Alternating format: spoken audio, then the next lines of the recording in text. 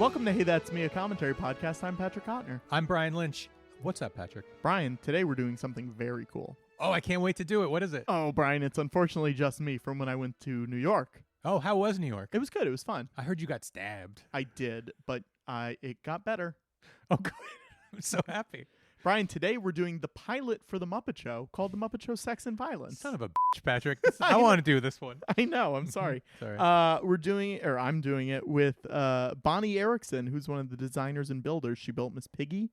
She built Statler and Waldorf, Zoot, the Newsman. So many of these. Is she going to give you a Muppet? Insane characters. I don't know. We'll find out. Oh, man. Ask her for two if you do. Okay.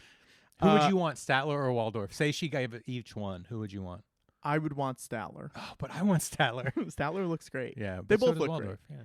Brian, what's your favorite pilot of the Muppet Show? Favorite pilot of the Muppet Show? Valentine's Day special or Sex and Violence? Sex and Violence. Yeah, Sex and Violence is great. I like that better. What's your favorite episode of the Muppet Show? Oh, don't do this. I do like the Steve Martin one where they're auditioning. Yeah. It's like not an official one. It is, but they act like it's not an official show. I don't know. Johnny Cash? Star Wars? Johnny Cash. I don't think I've ever heard someone say Johnny Cash. Yeah, they do have to put a warning before it because there's some Confederate flags in the background. Yeah. That's not why I like it. Sure. How about you? What's your favorite? Vincent Price, Alice Cooper. No, Either of Vincent those Price, are yeah. really good. Star Wars is Moomin good. Shantz? Moomin Shantz is really good. Raquel Welch? Yeah, that big spider. Rocky? Rocky's a good one. Christopher Reeve? Yeah. I don't love the Christopher Reeve one. Sure. He's not very good with the Muppets. Is that weird to say? He's passed away and all, but... No.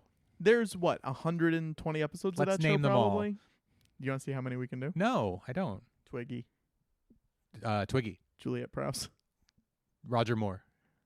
Star Wars. Dick Cavett. I'm just making... Nope. Well done. This is a very exciting episode for me. I'm so psyched to talk to her. We haven't recorded it yet, so I hope it goes well. I hope she hates you. No, Brian, I'm going to edit this out. I hope it's a great show, but she likes you less than you thought she was going to. You can watch this on the Muppet Show Season 1 DVD, but it's also, I think, on Vimeo. It's available. If you search out the Muppet Show Sex and Violence, it will pop up. And that's the best way to watch it at this point because it's not on Disney Plus. Not on Disney Plus. Which is a shame because it's good. Can I plug something real quick? I would love it if you did. I'm doing my own commentary for it. Oh. On a competing podcast. Sure. Hey, that's Brian. And you won't believe who I got. Who'd you get? My wife, Carrie, who has never seen it. So I can't wait to see her reaction. Interesting. Yeah, it's going to be good. Do you think she'll like the Talking Mount Rushmores? I didn't know that was a thing. I don't remember it that well. Yeah, maybe. Sure. Why not? I think she's really not going to like me putting her on the spot and making her do a commentary track. Well, it'll play after this track, so get ready for it. Great. All right, pull it up, sync it up. You can listen to this like a podcast or listen to it like a commentary. Either way, and we're going to start in 3, 2, 1, go. All right, I'm here with Bonnie Erickson. We're watching the Muppet Show Sex and Violence. I remember this. You said you haven't seen it in a while, which is very exciting. Oh, my God. I remember we almost blew up the studio. Oh, my gosh. Did you shoot it here in Manhattan? Yes. Yeah. And Don Celine, who was my mentor and a really inventive blow-up people. We did it at the studio, and I think the first time they stopped us and said we couldn't do it anymore. That's very funny. You built a lot of stuff for this show, and you designed a lot of stuff for this. This was the introduction of a lot of the recurring characters on the show. Yeah. What was your specialty in the workshop, so people know? Well, I started out with costuming. Yeah. And then because I had a sculpture background, I discovered foam. Sure. And so a lot of my characters were done from foam. I did a couple that were covered fleece, but for the most part, I loved the movement and the flexibility of the foam. Mm-hmm. And so I started carving it with just nail scissors. I did a big main block cut out. Yeah. And then everything else was done with small scissors and ultimately ending up at a belt sander. So smooth them out. So what happens if you nick something and then you go, oh no? Oh, I've done that. Do you start over again? Statler. I did Statler. Had them almost finished. I saw that there was just this little piece that wasn't quite smooth. So I took it up to the belt sander and I lost my concentration for a second. I threw the whole head through the belt sander to the other side of the room. I had to go downstairs and start the thing all over again. Yeah. But again, Don Celine came to my rescue. He taught me what I could do to make me feel better. I went up on the roof. I found some terracotta pots and I threw them against the wall until I felt better. And then I came down and started all over again. Oh my gosh. How long would Statler, for example, how long would that take you to? I think from the time that I started till we were finished with him and flocked and everything was probably 3 weeks or so. Wow. Okay. Maybe even a month.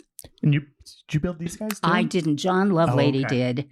John Lovelady carved the heads of those things, and they still exist. I think they're down at the Center for Puppetry Arts. Oh, wow. That's amazing. I mean, it's fascinating what ones do exist and what don't exist. Yes. When you were building them or designing them or anything, did you know that those were going to be toast eventually? We had a feeling it wasn't going to last forever. Yeah. Actually, the soft foam lasted longer if it was flocked or something. Sure. It's the Scott foam that disappeared. I mean, it was Bag O Zoot was what we ended up with. By the way, I have to say, those carved Rushmore figures, that was John Lovelady, but also Janet Lehrman, who was working the shop at the time. Oh, I did those. Those were a couple of my first ones. Those are great. Long tubes of foam. Yeah.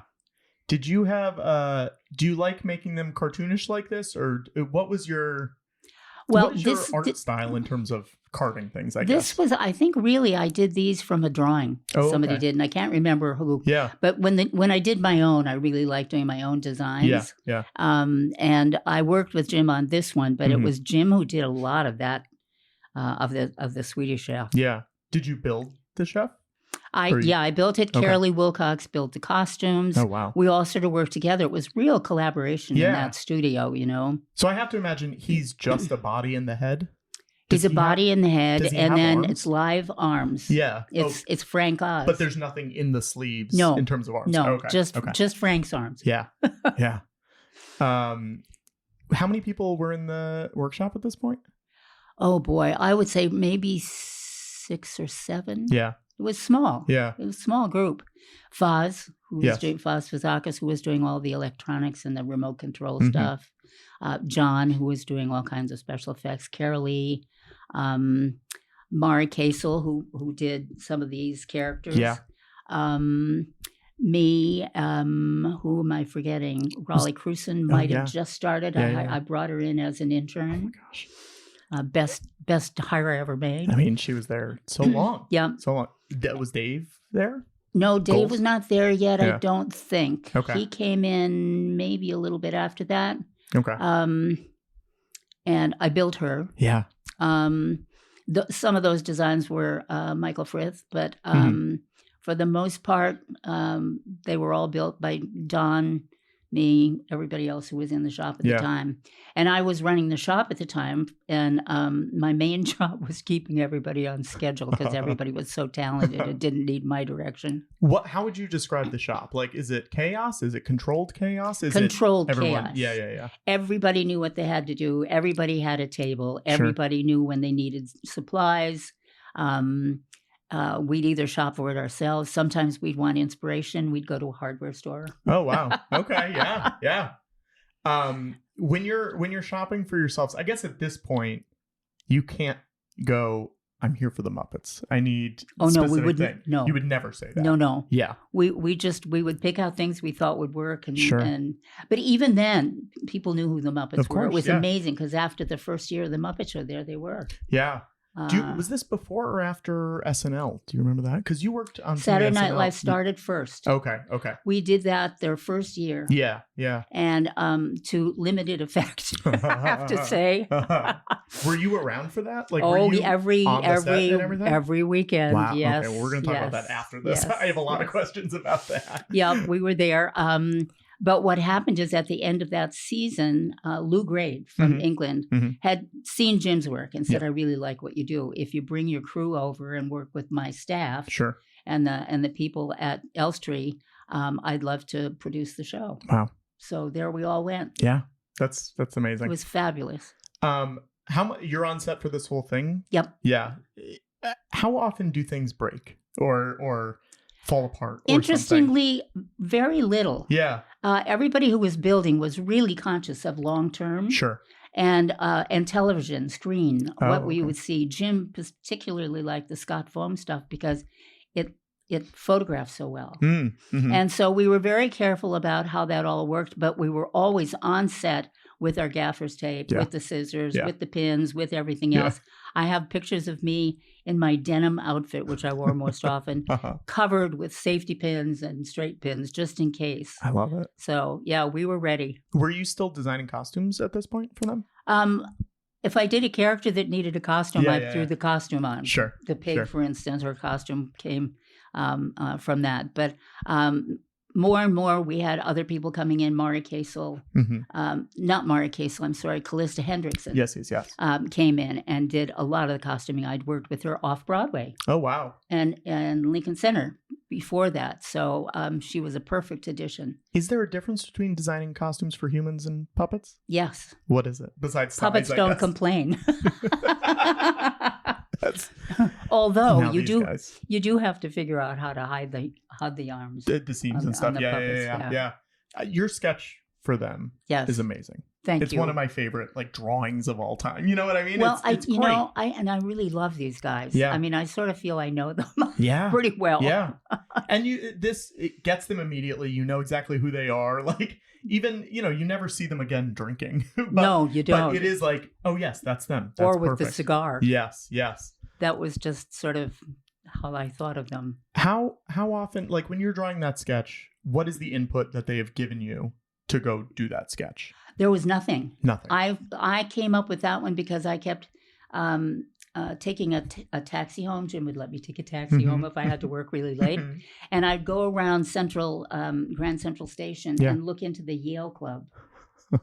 And looking into the Yale Club, seeing those big portraits, because you could see them from that drive. Yeah. I just thought, these guys, I've got to do these guys. And I did a sketch. I gave it to Jim. Yeah. He said, well, we don't really have anything for them right now. Sure. And so at one point he said, I think we've got something. Wow. And he said, go ahead. You can carve them now. Wow. So I was really pleased. I loved doing them. Would they give you input while you're carving it, or it's just, we're just going to let Bonnie do this? I just pretty much did it. And then the costuming, which I had designed, was done by, oh my gosh, trying to think of his name. It's okay. I can look it up later. And lives in New Zealand. Oh, I heard you talk about him in another interview. Yes, and he was a friend of Kermit Love's. Yes. And he did the most beautiful tailoring job. He was actually in ballet, but had tailoring as, making sure you make some money. Yeah. So, yep. These are very cool too.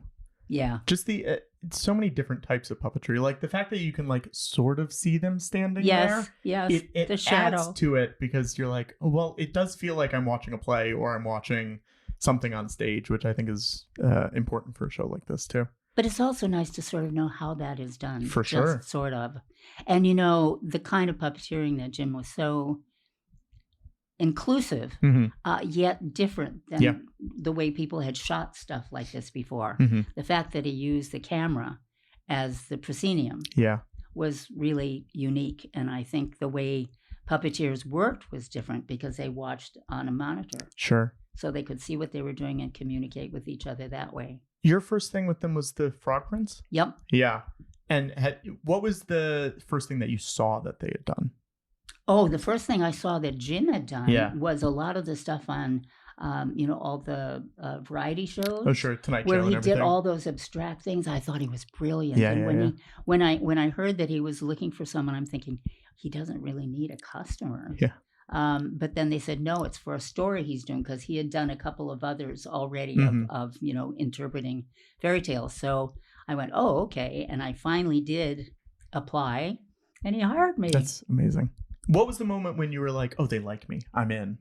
Well, it was the first day, because I came in and Carolee Wilcox and I talked about hanging hemorrhoid gardens. And once we'd done that, we'd pretty much covered everything. Also, Don Celine had put a lump of foam on the end of the table. And I kept thinking it was moving, because Jim put me at his table to do my sketches for the Frog Prince. And I kept looking at it, and it was still. Don was busy. His hands were, used. And then I finally reached over, grabbed it, lifted it up. It was hollow, and Don had put a string inside the top of it, drilled a hole in the table, down to an eye hook in the floor Yeah. and attached it to his foot. Oh my gosh. And I think it was a test, and I passed. Yeah. So that was sort of like the first day. That's great. Yep. Was he the most chaotic one in the workshop? Off and on. Yeah. He was also sometimes the most quiet because he could really focus. Sure.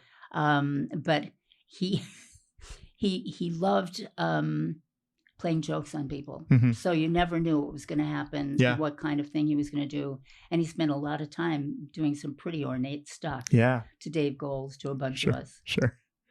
Are there things that you look back on, whether characters you built or costumes or whatever, where you say, oh, I wish I had done that differently, even though now it's ingrained in pop culture and you're like, well, we're never changing Right. what the Swedish Chef looks like. That's just how it is. Right. You know what? I can't think of anything That's great. that I would change, because I think once I did my part, Yeah. which was really just creating sort of the look, Mm-hmm. the puppeteers were so brilliant. Yeah. They just made it do everything I could ever imagine they could do. And actually the pig sort of came to be what I thought of Sure. as that sassy, independent, self-assured To say it mildly. pig. Yes. Were there different performers who liked different things out of their puppets? Like, did I'm just gonna say Dave like it? The puppets lighter? Like, did someone like it? Oh, Live hands, everybody everyone liked wants it lighter. lighter. Yeah. Yes. And Jim and Frank loved working together because they were just the perfect comedic duo. Yeah. And John Lovelady, who did the explosions all the time. Yeah. Just loved getting into that and being a really destructing thing. I feel like John doesn't get enough credit. I feel the same because he feel so much that he was always there. He was designing, he was building, he was performing, he was doing all of that. And he's also written a mystery book. Oh wow, I didn't know that. Yes, he has. I talk to him every once in a while. It's been a while since I've spoken to him, maybe a couple of months, but he was very instrumental. And I'm just looking at this. This is Jim. I mean, Jim's ideas for things in general. Yes. The kinds of humor he had was so wonderful and so off the beaten track. Yeah. That's what appealed to me about his humor. Well, it feels like SNL. Like, it feels like they took things from SNL and then just sped it up, Yeah. Which I imagine at the time for people was like, we think their brains were SNL melting. took it from Jim. Yes, Sped it up. Or slowed it down, as you might say. But I'm sure being on that set, even though people were not psyched to have them around, I'm sure he absorbed things about making a variety show, Oh, absolutely. But, he'd been on them since the 60s. Yeah. Yeah. So, he had started with all this stuff really early. I just watched an old one of the original Kermit and the glowworm. Oh, yes. Which is hilarious. That was that was a precursor to almost everything. Yeah. They still do that. I saw Puppet Up a few months ago in LA, and they will do the older. Brian's got to keep that in. Yes, of course. It's amazing. Sure. Do you have a character that you wish you designed that someone else did or built? Let me see. If it is, it might be one of the 7 deadly sins. Sure. They're cool. I think lust was always one of my favorites. Yeah. Yeah, there were a lot of... who else was that? Fran Brill was on this. Fran was on it.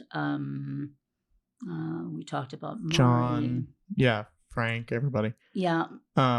It feels like in those early days, they were really good at also getting women in there. There were. There were a decent amount of people behind the scenes. Yeah, well, of course, Jane started it all. Yeah. And then Fran came in. Yeah. And then there were a number of other women that came in after that. Yeah. There's a whole list of people, and if you look at IMDb, is it IMDb? Yes. Right. That lists all these people that worked with Jim over the years. Yeah. It's Lots really and lots of really people. impressive. Yeah. Very fun. Were you on, because you worked later at Sesame. Yes. Were you in the workshop for Sesame stuff at all? No, I didn't work on the set. I was working overseeing the art direction for the products for Sesame Street. Yeah. And I have to tell you, the intention to keep everything credible for people so that mothers, families could really trust the products was important. We had a guy who did safety checks beyond the safety checks that sat in the office and saw every product that went out. Yeah.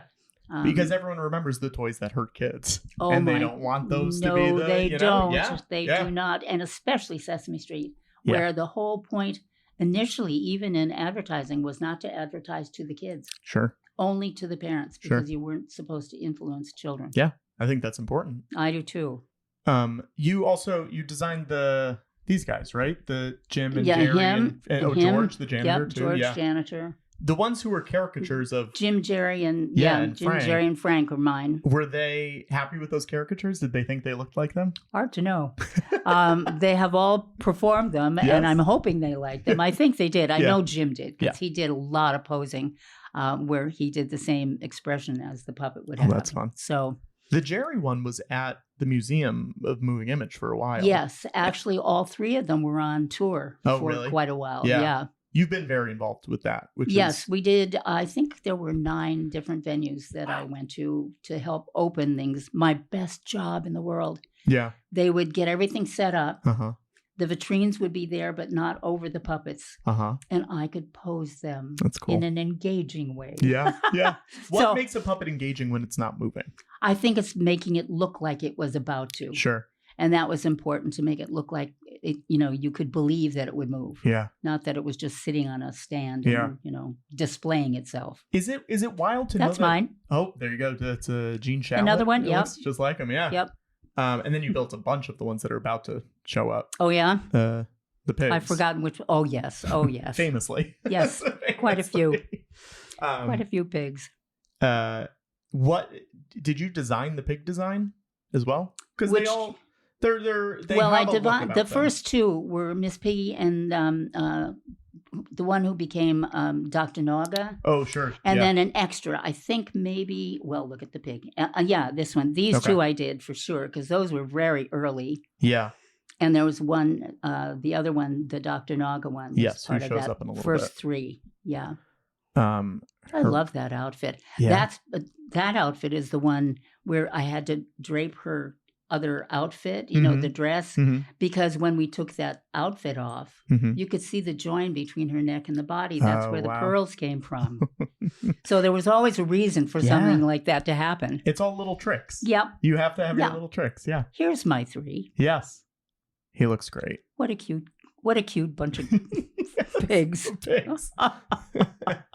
Now, are you looking at real pigs? Or are you going, well, that's why the eyes look like that? I did a whole lot of research. I'm sure. I had a lot of research. I started a library at the workshop so that we'd all be able to go in and look at animals, mainly animals. And so I did a lot of looking at pigs. I also have to tell you and have to reveal that my uncle was a pig farmer.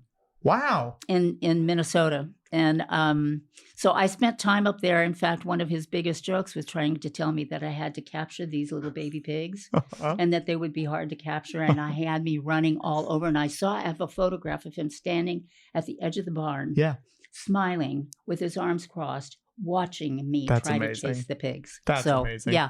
I knew pigs up and close. Was he around to see these pigs? He did. So he did get to see. Did he know that was he got to see the very beginning of the Muppet Show. That's amazing. That shot is cool. Him being able to shovel that on the table, it's just so ingenious. Listen, the performers were so incredibly talented. Yeah. Are so intelligent. Yes. Intelligent and professional with their work. Yeah. It was a sort of expansion of belief with these puppets as opposed to other puppets I've seen. Sure. And I was not a puppet person. Yeah. When I came in, I was a designer. Puppets. But when I saw these, I fell in love, and I thought they were my friends. I think a lot of people that feel that way. When you first started, did you think that you would still be talking about this? No. 60 years later? No. 50 years later? Yeah. No. Did not. Yeah. I only knew that it was the best job in the world. And I was really enjoying it. Yeah. You wanted to be an actress when you were younger? I started out coming to New York thinking that was what I was going to be until a director gave me a direction. And I said, I'm sorry, I said a bad word, and walked off the stage. And I thought, I think I like it backstage better. Did you ever think that you would puppeteer in something? I did a couple of times when Jim was truly desperate. Yes. But it became something I wasn't really that interested in doing, and I was finding such rewards in the making of things. Sure. I think building is something that's really something that appeals to certain people. Process. Yeah. What is the feeling when you finish something? Are you relieved? I could have done better. Yeah. Yeah. Let me do that again, as you asked before. But you know, I never did go back. But that is always the thing. Am I done? Is it time for me to stop, or should I go further? It's a big question, I think, for artists. Do you rely on other people to tell you that you're done, or you sometimes? Yeah. Sometimes. Because it could be one of those things where you're like, well, if I can just keep going, you sort of have to tell yourself like, no, done. You do. You have to make a rule. Yeah. And sometimes the time limit is the best thing. Yeah. Being constricted makes you really creative. Which feels like was probably the case with a lot of these. We had deadlines. Yeah. We had a lot of deadlines. Do you remember what the pre-production time on this was? Because you guys are building so many characters. Oh, I really don't. Yeah. It could have been, 6 months to a year. Oh, okay. Yeah. Jim would do the deal or the presentation. I've always liked him. He's great. And then it would be, scripting. It would be all kinds of things that would have to go into it before he would be ready to say, okay, now we can do this, that, or the other thing. Yeah. So a lot of it happened without us being involved. Yeah. When you're watching this, are you flashing back to those moments? Or are you you're just thinking about being there on the day? I remember I'm over on the side there, making sure that all those long foam things are working right. Are there wires in their hands, or is it just foam? It's just foam. It's just foam. There's nothing. No, you know what? There are tiny wires in the hands. Yeah. Yeah, because I was able to pose them.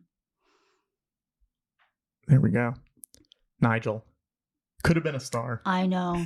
Just didn't make the second round. Yeah. He's at the Moving Image Museum too. Yep. Is it weird seeing them there? Like knowing that they still exist and knowing that people see them every day? That's got to be such a They should be moving. A trip. But it's nice to see that they're out there for people to see. Yes. And I think, people revisit this with their families or whatever. One of the things that's amazing to me is, when went to all these different museum exhibits, I would ask people why they were so involved and wanted to come and see the show. And a lot of it was because they watched with their families. Sure. Not a lot of things you could watch with your family with all the ages. And especially at that time, too, when there's 3 channels or whatever. Yeah. I mean, wrapping up on this, we're going to talk a little bit after this. Marshall Brickman being involved, Norman Stiles, Dave Wilson was the SNL director. Yes. There's a lot of SNL people in this too, which is interesting. Oh yes. Yeah. And look at that crew. Yeah, there you are. I was Bonnie Lewis at the time. Yes. 2 separate credits too. Right. And there's and now Christopher Lyle. That's the name of the tailor. I loved Christopher's work and Christopher. These shots are great. Just getting to see everyone. Fun to see how it all happened. Being insane. So I want to talk a little bit about SNL. Okay. While this is finishing up, but what was the vibe to you there? Like when you got there, were you like, oh no, this was a mistake? They don't like us, or what was the feeling? Oh, we knew they didn't like us. Yeah. Well, we were invading their territory, and it wasn't really the kind. And they were writing for the Muppets, which I think was probably not a good idea, because they really didn't have the ethos that Jim had. I mean, Jim was he was an anarchist, but a gentle one. You know what I mean? Yeah. And they just didn't have that sense of it. They wrote great stuff for the rest of the show, and I loved the show. But I remember sitting in the green room and being passed over for some of the things that other people were enjoying. Sure. I understand. Yeah. And I think Michael, what was his name, the writer? O'Donoghue. Yes. Particularly was acid about all of us. Yeah. But it is cool that you were there at the beginning for that, though. Absolutely. Like, that's such a... it was a great introduction. Yeah. the characters were very funny. Mm-hmm. And there's one where it's Jerry Nelson as Scred. Yes. Singing with Lily Tomlin. Lily Tomlin. Yes. That is just heartbreakingly lovely. It is. So, yeah, there were some very nice moments of that. Those puppets are beautiful. Yeah. And I wish they got to get used more. I know. Anyway, I think they're in the Muppet movie ending, but that's kind of it. Yeah. And Carol Lee Wilcox did that particular puppet, and she was brilliant and often not given as much credit as she needed for all the work that she did and for how she kept Sesame Street going all those years. Of course. With everyone. Yeah. Training people. Yeah. Many people who learned how to make puppets. And that workshop's still going strong. That's right. Yeah. That's right. Raleigh, long-lasting Raleigh. I know. It's amazing. Yeah. Did live TV scare you in terms of like, oh no, if this puppet breaks on TV or if something goes wrong? We didn't have time. You just didn't think about it. There was you couldn't think about it. Yeah. But I do know that having seen some of them now, yeah. you could see immediately how fast they had to think behind the curtain. Sure. Don Celine coming up with smoke machines and things like that might very well be wrong. Everybody took double. Yeah. I think Kermit Love said, take 2 of everything you can just in case. Of course. Yeah. I just don't think a lot of people who worked on that talk about that period enough. So I like getting it on the record. Yes, like, please tell absolutely. me. Please. Yeah. Another person that you worked with who I also feel like doesn't get a lot of attention and recognition was Erin Oscar. Yes. Can you talk about her a little bit? I can. She was my best friend. I would love to hear more about her. Erin, first of all, she was beautiful. Yeah. She was absolutely beautiful. And she came in for that first year of the Muppet Show. And we had such fun. Yeah. Actually, my family went home and I came back to finish up, and Erin and I were roommates. Oh, wow. And every morning she would teach me how to play backgammon, and every night I'd forget. So she'd have to teach me again in the morning before we went to the studio. She was so talented and had done so many wonderful things in theater. And her husband, Bill Bogert, of course, had a series in L.A. So they were quite a couple who shared. They were in New York part of the time, and then they were in L.A. part of the time. Okay. So they split their residency. When she became ill, that was really when all of us sort of gathered around. I know toward the end, Fran Brill and me and a number of her friends, we were all there 24/7 for Erin. Yeah. And she was brilliant. And so I talked to her about how we were going to be in this garden with all these great flowers, because she was always a flower person and loved seeing all these bouquets and things. So that was a real loss for me and for Bill. Yeah. Really hard to take. But she kept her sense of humor, I have to say. I mean, for she's the so longest time. funny on the Muppet Show. Like, I know, she's so Hilda's dry, great. Yes. but so dry. Yes. And and then she does these things that just blow you away. Yeah. So that's great. She was brilliant. I appreciate it. I'm glad you talked about her, because I've missed her a lot. She's just someone who like John, I feel like doesn't get their due. And that was my coming in today. I want to talk about Erin. I want to talk about Lovelady. Those are my two, happy to talk about both of those people. I appreciate it. Thank you so much for doing this. Thank you for asking me. All right. We'll talk again soon. Okay. The Muppet Show, Sex and Violence. Patrick, I gotta say, I was really jealous that you came and did this episode without me. Yeah. That was the best episode I've ever heard. Wow. Oh my God, it was so good. I learned so much. Muppets. We should just do podcasts for Muppets, because every time we have a Muppet-related guest, we are more happy about it. I agree. Yeah. I would love it if that was the case. There already are too many Muppet podcasts. I mean, they're not too many, but there are a lot. Yeah, but we could be the one. Yeah. I hope you enjoyed it. We have a really cool episode coming up next week. Brian, do you want to plug your Blu-ray? I don't know. Okay. I feel like you deserve to, because you did all the work on this one. Oh, thank you. Okay. Big Helium Dog is available on Amazon, on Blu-ray and DVD. Movie I made in the late 90s with some of the most talented, funny people ever. And there's commentary tracks, auditions, a Q&A we did last year, intro from producer Kevin Smith and me. It's great. I hope you enjoy it. Go get it. Thanks, man. You can also get I'm George Lucas Connor Ratliff Story on Blu-ray. So shy about it. You can get it on Amazon, at Kino Lorber, on Walmart, at Target, so many different places. It's a movie I produced and I'm in. It's got 57 audio commentaries and over 100 hours of bonus features on it. Do you ever think you'd be a subject in a documentary? I mean, that was the dream. But in a good way? Oh. No, I mean, that was the hope. That's amazing. I would love to be. Put me as a talking head in more documentaries. No, I mean, this is about what you do. It's Yeah. not you commenting Yeah. on something. No, I this guess is that's about true. your life. No, not really. It's crazy, Yeah, I right? never thought about it. Yeah. Right. That's neat. Also, the George Lucas Talk Show is going to be at the UCB Theater. If you're in New York, December 18th. Also, if you're on the West Coast, there's potential for some West Coast shows in January. Oh my gosh. Yeah, very exciting. Why are you winking at me? Wink, wink. Okay. Thanks so much for listening. Go leave a review. Go check out our Patreon, patreon.com/commentary.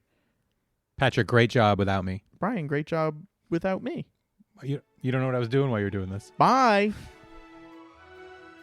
Thanks for listening to Hey That's Me, a commentary podcast. This has been a That Was Just So Funny production. Your hosts have been Brian Lynch and Patrick Hotner. Music was by Alex Peabody, and our art was by Abigail Noy. You can find out more about the show by going to heythat'smepod.com and checking out our Patreon at patreon.com/commentary. If you've enjoyed the show, please leave us a review on Apple Podcasts.